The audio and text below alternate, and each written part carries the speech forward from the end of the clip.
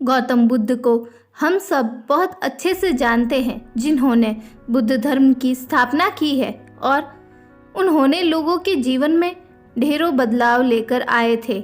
यहाँ कहानी भी उनके बचपन की है, जब वे छोटे थे और उन्हें गौतम बुद्ध के नाम से नहीं बल्कि सिद्धार्थ के नाम से जाना जाता था। उनके एक चचेरे भाई भी थे जिनका नाम देवदत्त था। चलिए जानते हैं इस कहानी के बारे में। राजा सिद्धार्थ के महल के पास एक उद्यान था, जहाँ पर राजा सिद्धार्थ बैठकर प्रकृति का आनंद लिया करते थे। एक दिन जब वे अपने बगीचे में बैठे हुए थे कि तभी एक घायल हंस उनके पैर के पास आकर गिरा। उसके शरीर में एक तीर लगा हुआ था।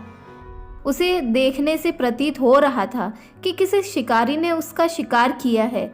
हंस को तकलीफ में देखकर और उसे यूं ही फड़फड़ाते देखकर राजा सिद्धार्थ का दिल पिघल गया और उन्होंने उस हंस की सहायता करनी चाहिए। उन्होंने सबसे पहले उस हंस के शरीर से वह तीर निकाला और घायल जगह पर मलहम लगाकर उसकी पट्टी की। यह सब कुछ कर लेने के बाद देवदत्त कुछ खोजता हुआ सिद्धार्थ के पास आया। देवदत्त जैसे ही सिद्धार्थ के पास पहुंचा, उसने कहा, अच्छा तो यह तुम्हारे पास है, लाओ इसे मुझे दे दो। इसकी शिकार मैंने किया है। इसका शिकार करने में मुझे बहुत मेहनत पड़ी है। इस पर मेरा अधिकार है। देवदत्त की यह बात सुनकर सिद्धार्थ ने उससे कहा, नहीं, यह हंस घायल था और मेरे पास आया। मैंने इसकी मदद की है और इसकी जान बचाई है, इसलिए इस पर अधिकार मेरा है। दोनों भाइयों के बीच उस हंस के अधिकार को लेकर बहस होने लगी। अब वे जानना चाहते थे कि उस हंस पर किसका अधिकार ज़्यादा है। ऐसे में उन दोनों ने निर्णय लिया कि वे दोनों राजा के पास जाएंगे। सिद्धार्थ के पिताजी कपिलेश्वस्तु के राजा थे। वे दोनों राजा के पास गए। राजा के पास पहुंचते ही देवदत्त ने सबसे पहले कहा, महाराज, इस हंस पर सबसे ज़्यादा अधिकार मेरा है, क्योंकि मैंने इसका शिकार किया है।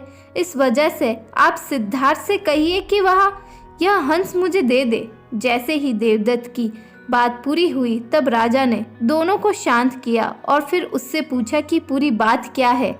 ऐसे में सिद्धार्थ ने राजा को पूरी बात बताई और उनसे बोला, पिताजी, बात यह है कि इस हंस का शिकार देवदत्त ने किया था, लेकिन यह हंस घायल होकर मेरे कदमों के पास आकर गिरा। इसे घायल देखकर मैंने इसका इलाज किया और इसे ठीक किया। अब आप ही बताइए कि इस हंस का सबसे ज़्यादा अधिकार किसका है।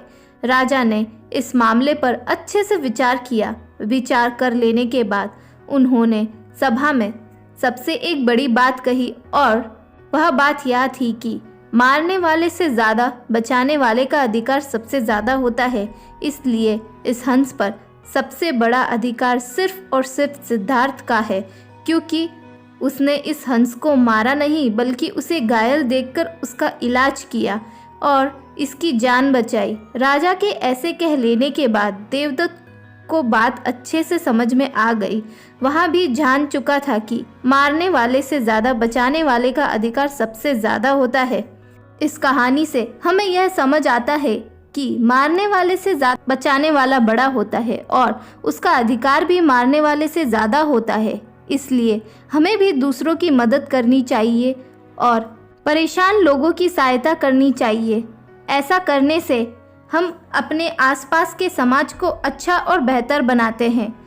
एक अच्छा समाज ही एक अच्छे देश की पहचान होती है। इसलिए आप भी आज से प्रण लीजिए कि आप भी दूसरों की सहायता ज़रूर करेंगे। अगर हम सिद्धार्थ के स्वभाव की बात करें तो वह बहुत ही शांत और दूसरों की मदद करने में हमेशा आगे रहते थे।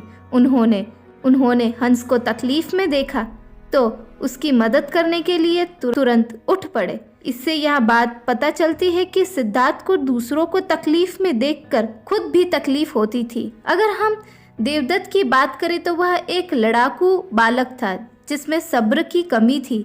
देवदत्त बस इतना ही जानता था, मारने वाला का अधिकार ज़्यादा होता है। वह जीवों को मारने में संकोच नहीं करता था, जो कि गलत है। वह सिद्धार्थ के विपरीत था।